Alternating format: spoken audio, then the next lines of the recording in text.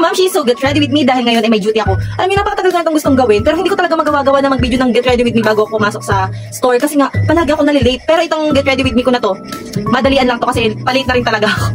Ewan ko sa sarili ko. Dahil nga nag-wax ako kanina, hindi ako pwedeng magbasa-basa ng pes. So, magkikream lang ako. Hirap na gantong wala kang sariling lamesa talaga. Kahit gusto ko mag-vlog ng mga ganto-ganto kasi, pero hindi naman kasi ako kagalingan sa type ko I'm not a pro. Yan, may filter tayo. Hindi kasi ng mukha ko. Inuubos ko nga lang itong ano ko itong skincare ko na to, tapos magpapalit ako kasi feeling ko parang wala na siyang effect sa akin.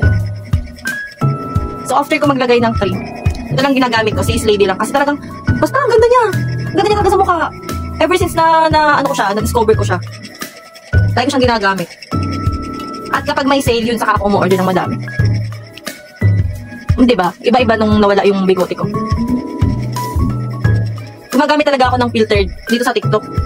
Kasi parang wala lang, parang magmukhang fresh tayo, ganun. Laking tulong lang talaga nitong kwarto sa akin kasi ano. Yan, nakakapag-lag ako dito. Nakakapagkulong ako dito. Kasi yung mga anak ko nandun sila sa labas. Yan. Simple lang ang ating makeup kasi hindi naman natin kailangan ng plakadang-plakada kapag naka-duty. I think okay na yan. Baka daigin pa ako ng mga bata talaga sa pag-makeup, mga nakikita ko sa FYP, ganyan. So, ang ginagamit ko lang din is itong Sis Lady lang din siya. Shade 0 to. 0 to siya. Naglalagay lang ako ng berry light dito. Alam nyo, hindi talaga, nagme-makeup na talaga ako dati pa, pero hindi naman ako ganun ka as in yung kompleto, ganyan. Kung bakit nagme-makeup lang ako dati talaga, mahilig lang ako mag-lipstick. Pero blush yun, napakadalang. Pero simula na nagtrabaho ako sa McDo, ayun, nagko-collect na talaga ako ng mga pang-makeup. Kasi syempre kailangan presentable kayo. Tapos lagyan lang natin siya dito ng medyo light color dito sa taas. Yan, ganyan lang ang atake natin. Bali 6 ang duty ko, tapos ang oras ngayon is 5:09. Kailangan, bago mag-6, nandun na 15 minutes before. Kaso lagi ako nalilito kasi nga,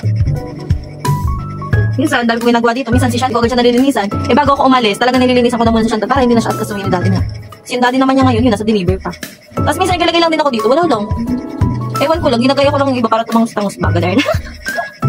Pero hindi ako as in ganun ka sa pag-makeup talaga. Yan lang, ganyan siya. Yung iba ko na makatrabaho, pumapasok sila, ano lang, simple lang ganun. Pero ako parang, I can't, charis. Parang nasanay na talaga ako na may ayos talaga. Kilay ko kasi, alam niyo ba, hindi ko makita yung pang, ano itong kilay ko, yung pang, nagbili kasi ako ng parang razor siya, tapos pang kilay siya. Ewan ko, hindi ko alam kung saan ko nilagay. Nakakainis. Kalat-kalat talaga ang mga gamit ko kasi syempre, iba-iba kasi yung bag na ginagamit ko pang school, pang trabaho. Kaya kalat-kalat siya. Tapos yung mga pang makeup ko, ayun, kalat-kalat din. Pag halimbawa may pasok ako, edi yun yung dala ko. Pag wala, edi iba din ang dala ko. Ano, gets niyo ba? Gulo ko.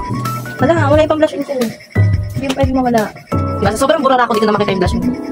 So, I'm using nakala yung mga vloggers talaga na mga nagme-makeup ano. Sis Lady pa din. Nagpalit na nga lang ako ng shade.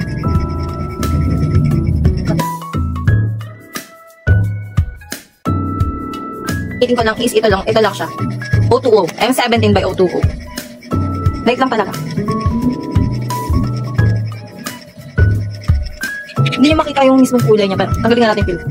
Yan, tinanggal ko yung filter, so ganito siya. Ganito. Ayan, okay na yan. Tapos, okay naman. Kasi nga, di ba malapit na akong malik. Kaya, pag ganito malapit na talaga akong malik, dito na ako ano ng buhok ko. Dito na ako nag-aasikaso. So, hindi na ako nagamit ng filter para mas ano siya, mas natural. Ay, taray. Tingnan naman yung ano ng buhok ko. Ito na tumutubo na siya. Kailangan ko ay itong hairnet. Tapos syempre, alam niyo ba ba't ako nag-ribbon? Kasi ano, alam niyo yun? Kasi nga parang panlalaki itong uniform namin. Kaya laki na likod ko, tapos ang bagas-bagas ko pa. So parang naman din ang babae ako, diba?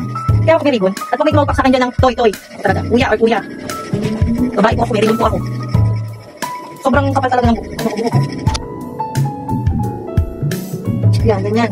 Tapos after yan, kailangan talaga may hairnet tayo. Kasi syempre, food yun, food contact. Naan tayo sa mga pagkain, ganyan. So kailangan naka-hairnet. Kailangan tayo ay naka-hairnet. Then, saka ko lalagay na ko.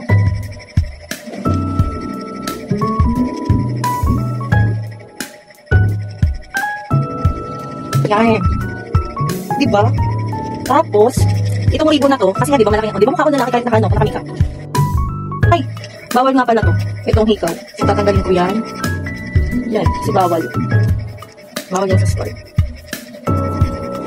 And then, maglalagay na rin tayo ng nameplate.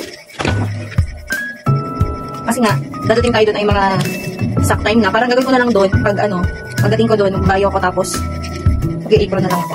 Pero hindi pa ako malilit yan, medyo maaga pa. So, final ano lang tayo. Retouch, then. O, diba? Kaya talaga naglalagay ako rin kasi mukha akong lalaki kaya ganito ko. Huh? So, ang duty natin ngayon is 6 hanggang 12 a.m. Diba? Pwede natin natin ngayon dito sa ating transparent. Kasi kailangan talaga ay transparent ang bag natin. So, ito yung apron ko. Yan. And, kulong. Lagyan ko ng kilikili ko. Hindi kasi yung tayo ng damit namin. Maano siya, alam mo yun, yung madali siyang kapitan ng mabaho. Kaya kailangan lagi siyang tuyo sa init. Yan. And then, of course, lipstick. Touch natin. Then, sipula. And then, magsusuot tayo sa loob. Yan. So, this is my book.